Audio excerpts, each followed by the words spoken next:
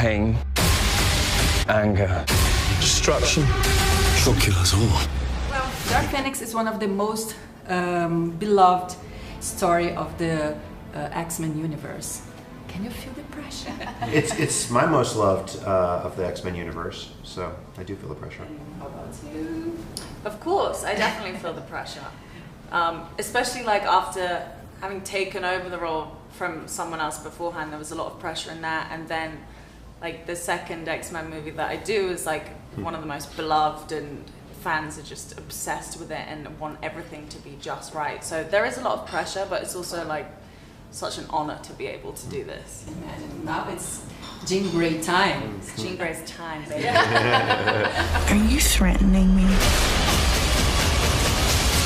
Because that would be a bad idea. How different is Jean Grey this time in comparison to the last movie? Well, in the last movie, she was just kind of isolated in the first movie, and slowly but surely finding like kindred spirits in these other mutants, and in Scott especially. And it was her kind of growing up and yeah, coming to terms with who she is and being okay with that. But in this movie, it's completely different. I mean, it's her coming to terms with the fact that she is unlike anyone else, and she can't fix herself, and she is out of control. And there's a lot of loss for her in this movie. When I lose control, bad things happen. But it feels good. The character is full of mystery. What can you tell us about it? I can say that my character is someone who is trying to serve as a mentor to Jean and to encourage her to embrace her power and to not see it as something that's bad or, you know, makes her unworthy, but something that actually makes her an incredible, powerful force.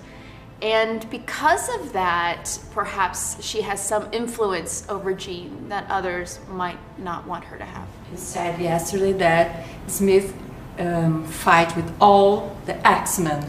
I know, I don't know if I was supposed to say that.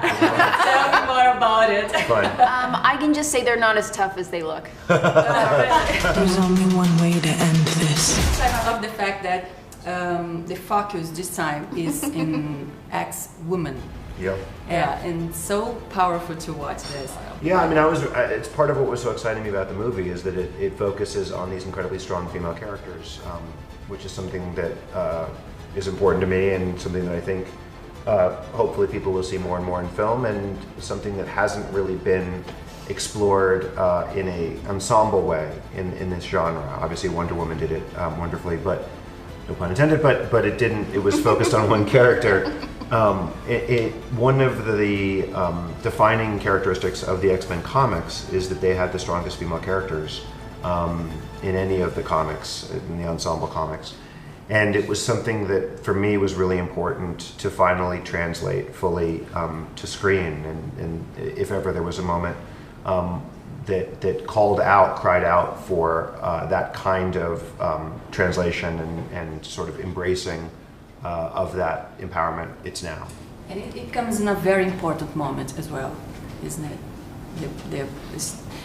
The power of woman, and this time we can see ex-woman in leading roles.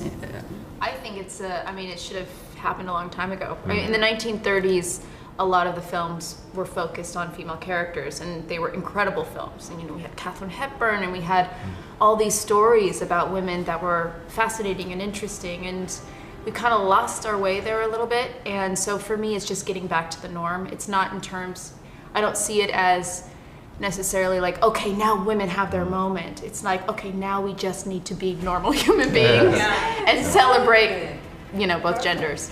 And what makes this movie unique to keep the high level of the franchise? I think it's different than any other movie we've done in the franchise because it's, for the mainline X-Men movies, it's the most grounded, dramatic, emotional, I think, the most human, intimate, despite the fact that also it is the first one to leave planet Earth. So ironically, it's the most intimate, and yet it's also the one that has the most cosmic, interdimensional, interstellar scale to it as well. She's not Jean anymore. She's still our friend. Thank you. Thank you so much.